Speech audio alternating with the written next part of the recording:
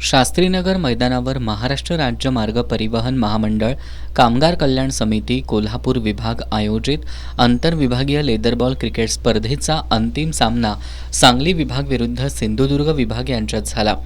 सांगली विभागानं नाणेफेक जिंकून प्रथम फलंदाजी केली. 15 षटकं आणि 4 चेंडूत सर्व गडी बाद 41 धावा केल्या. सांगलीचा एकही फलंदाज 2 अंकी धावा करू शकला नाही.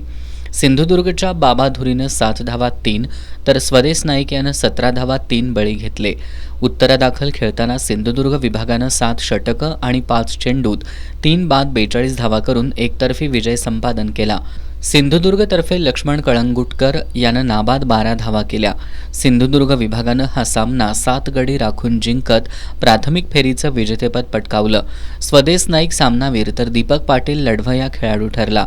विजेत्या संघाला माजी रणजी खेळाडू संग्राम अतितकर, सामाजिक कार्यकर्ते काकासाहेब पाटील, विभाग नियंत्रक शिवराज जाधव यांच्या प्रमुख उपस्थितीत बक्षिसं देण्यात आली.